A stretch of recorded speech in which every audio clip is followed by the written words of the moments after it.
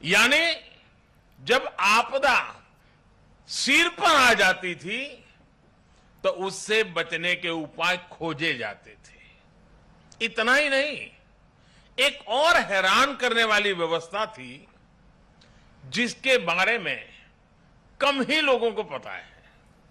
हमारे देश में वर्षों तक आपदा का विषय एग्रीकल्चर डिपार्टमेंट के पास रहा था। इसका मूल कारण यह था कि बाढ़, अतिवृष्टि, ओले गिरना, ऐसी जो स्थितियां पैदा होती थी उसे निपटने का जिम्मा, उसका संबंध कृषि मंत्रालय से आता था। देश में आपदा प्रबंधन ऐसे ही चलता रहता था। लेकिन 2001 में गुजरात में भूकंप आने के बाद जो कुछ हुआ, देश को नए सिरे से सोचने के लिए मजबूर किया और उसने आपदा प्रबंधन के मायने बदल दिए। हमने तमाम विभागों और मंत्रालयों को राहत और बचाव के काम में झोंक दिया।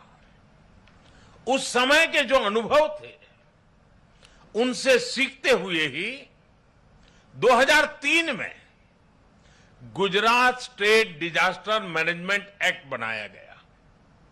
आपदा से निपटने के लिए गुजरात इस तरह का कानून बनाने वाला देश का पहला राज्य बना।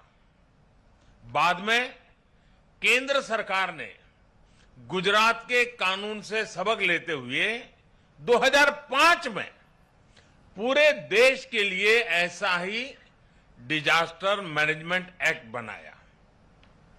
इस कानून के बाद ही नेशनल डिजास्टर मैनेजमेंट अथॉरिटी, उसके गठन का रास्ता साफ हुआ। इसी कानून ने कोरोना के खिलाफ लड़ाई में भी देश की बहुत मदद की।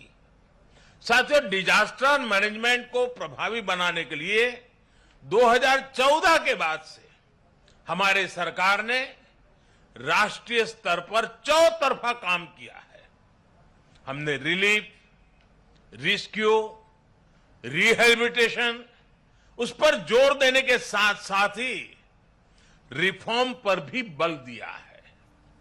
हमने एनडीआरएफ को मजबूत किया, उसका आधुनिकीकरण किया, देश भर में उसका विस्तार किया।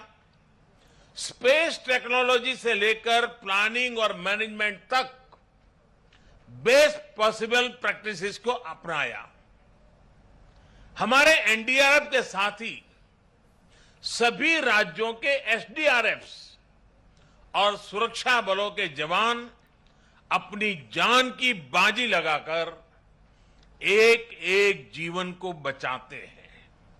इसलिए आज ये पल इस प्रकार से जान की बाजी लगाने वाले, औरों की जिंदगी बचाने के लिए खुद की जिंदगी का दांव लगाने वाले,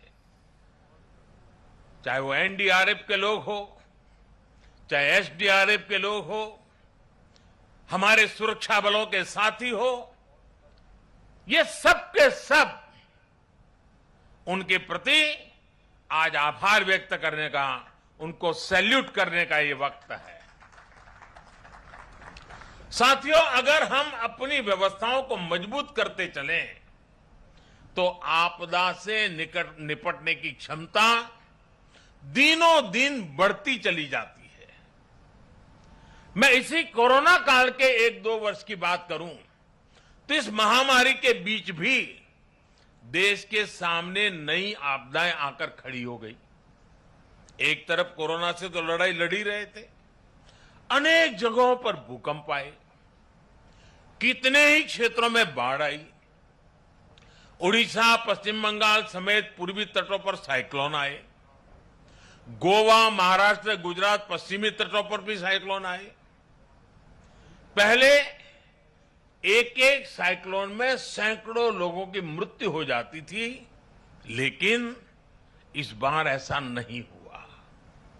देश ने हर चुनौती का जवाब एक नई ताकत से दिया। इसी वजह से इन आपदाओं में हम ज्यादा से ज्यादा जीवन बचाने में सफल रहे। आज बड़ी बड़ी अंतर्राष्ट्रीय एजेंसियां भारत के इस सामर्थ्य, भारत में आए इस बदलाव की सराहना कर रही है।